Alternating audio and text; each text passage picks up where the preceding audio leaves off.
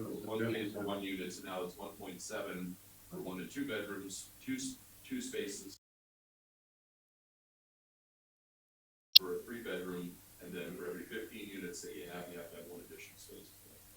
How does that work, like the 1.7? So if you're building a fourplex with 2 bedrooms in each, how many parking spots?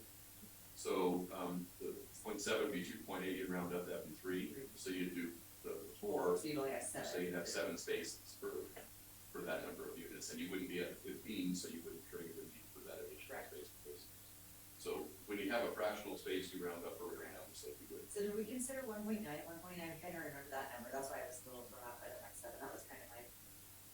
We did. We spent, planning commission spent a lot of time debating those numbers to make sure we had it right. But the other concern there is they didn't want to end up with an overly restrictive parking requirement too, because that just creates a lot of surface area. And even though the extra spaces are nice, if they're not needed for that type of development, then they also create an additional expense in creating stormwater in other areas. So they have a bigger environmental impact, and there was a lot of discussion about how many spaces do we actually need, and 1.7 is where we ended up.